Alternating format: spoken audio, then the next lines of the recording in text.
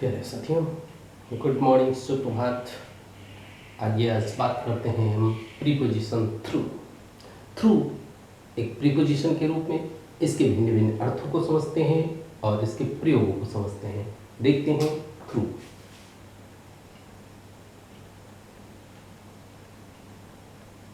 Through इसका जो वास्तविक अर्थ है वो है से होकर। देखते हैं से होकर, इसके एग्जाम्पल देखते हैं और अन्य प्रयोग भी देखते हैं। से होकर, जब कोई भी चीज़ किसी चीज़ से होकर गुजरती है तब भी हम थ्रू का प्रयोग करते हैं। जैसे एग्जाम्पल लेते हैं, वी हैव टू मार्च, हमें गुजरना पड़ता है। वी हैव टू मार्च गुजरना पड़ता है या गुजरना पड़ता है through the jungle, through the jungle या फॉरेस्ट। तो हमें जंगल से गुजरना पड़ता है। तो में से होकर, में से होकर, ये इसका वास्तविक अर्थ है। और इस अर्थ के साथ साथ भी इसके भिन्न भिन्न अर्थ हैं जिनका हम प्रयोग एक एक करके देखते हैं। दूसरा आर या पार, आर पार। इसी रूप में आर पार या शुरू से लेकर अंत तक, शुरू से लेकर अंत तक, इस रूप में भी देखते हैं। एक एग्जाम्पल जैसे आई हैव गॉन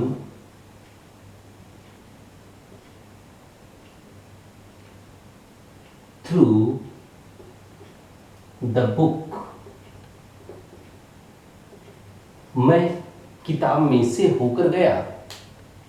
यानी कि मैंने किताब को मैं किताब से आर पार गया, मतलब किताब के शुरुआत से लेकर अंत तक, शुरू से लेकर अंत तक गया, मतलब मैंने किताब शुरू से लेकर अंत तक पढ़ी, पूरी किताब पढ़ी। तो इस वाक्य का अर्थ है कि मैंने पूरी किताब का अध्ययन किया। तो इस रूप में आर पार, शुरू से लेकर अंत तक के अर्थ में भी हम थ्रू का प्रयोग करते हैं। अगला एग्जाम्पल देखते हैं, के जरिए, के जरिए से, के जरिए से, इस रूप में भी हम इसका प्रयोग करते हैं, इसका हम अर्थ लेते हैं के जरिए से। जैसे it was through Ramesh, Ramesh के जरिए से। इट वाज थ्रू रमेश, यानी कि रमेश के जरिए से जो भी चीज मुझे पता लगी, दैट, ये रमेश था जिसके जरिए से they found out, they found out, found out means होता है पता लगाया, found out, find out means पता लगाना, फ्रेजल वर्ब है। तो ये रमेश था जिसके जरिए से उन्होंने पता लगाया, यानी कि जिसके जरिए से उन्हें सब पता चल गया। तो यहाँ पर थ्रू रमेश, यानी कि रमेश के जरिए से, रमेश के माध्यम से, इस अर्थ में भी हम इसका प्रयोग कर लेते हैं। और उसी तरीके से हम दूसरा एक एग्जाम्पल ले लेते हैं, आई गॉट दिस बुक, मैंने ये किताब प्राप्त की थ्रू लाइब्रेरी, लाइब्रेरी के जरिए से, लाइब्रेरी के माध्यम से। I got this book through library. अगला अर्थ लेते हैं कारण, कारण के रूप, कारण या परिणाम स्वरूप, कारण या परिणाम स्वरूप, इसमें भी हम थ्रू का प्रयोग कर सकते हैं। जैसे कि द वार, युद्ध, was lost, युद्ध हार गए या युद्ध खो गया through bad organisation, through bad, bad means खराब, ऑर्गेनाइजेशन संगठन, खराब संगठन के कारण, खराब प्रशासन के कारण हम यह युद्ध हार गए। We lost this war through bad organization. The war was lost. ठीक, तो ये अर्थ है के कारण, परिणाम स्वरूप, परिणाम स्वरूप के अर्थ में भी हम इसका प्रयोग कर लेते हैं। इसके बाद एक अगला अर्थ है सफलतापूर्वक किसी चीज को समाप्त करना।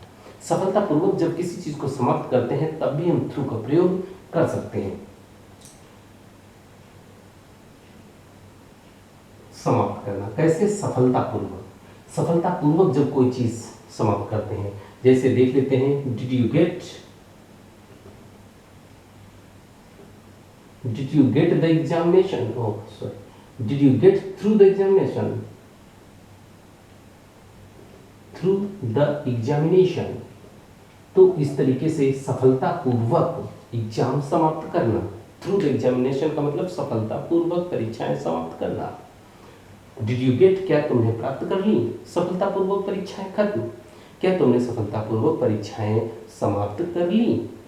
तो इस तरीके से हम थ्रू का प्रयोग समाप्त करने में भी हम प्रयोग करते हैं। और फिर अगला समाप्ति पर आना। समाप्ति पर आना या अंत पर आना। समाप्ति पर आना, जैसे एग्जाम्पल देखते हैं, are you through, are you through, are you through your work, at, क्या तुम अपने कार्य की समाप्ति पर हो, क्या तुम्हारा कार्य खत्म होने वाला है, क्या आप अपने कार्य की समाप्ति पर हो। तो इस तरीके से समाप्ति के अर्थ में भी हम इसका प्रयोग, थ्रू का प्रयोग कर सकते हैं। एक अगला अर्थ इसका लेते हैं, के बावजूद। के बावजूद में भी हम अर्थ इसका प्रयोग कर सकते हैं, इसका प्रयोग अर्थ में कर सकते हैं। जैसे आई कुड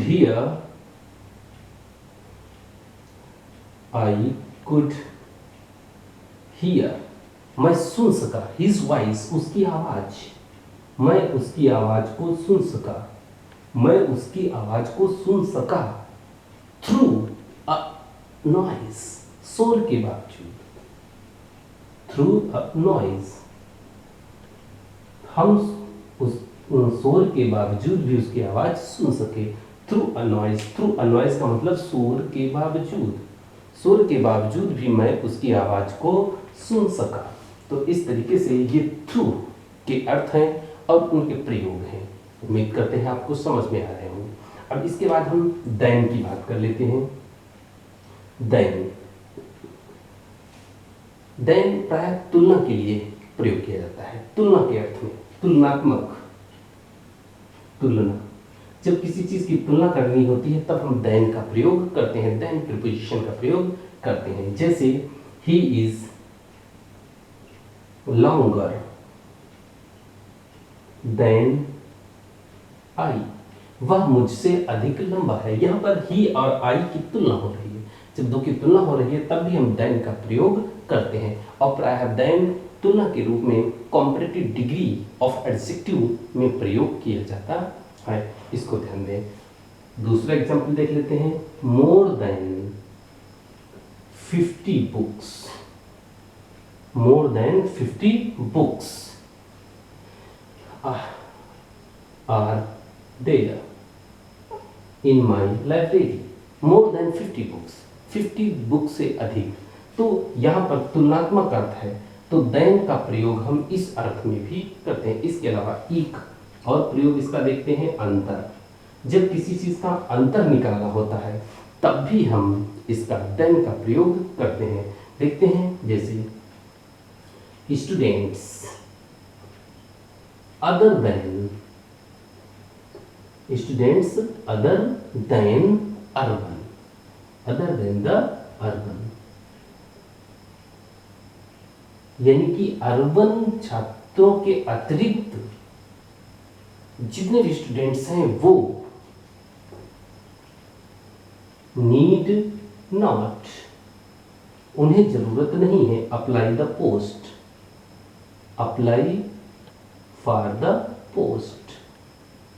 तो इस तरीके से हम जब डिफरेंस निकालना हो तब भी हम अदर देन का प्रयोग कर सकते हैं।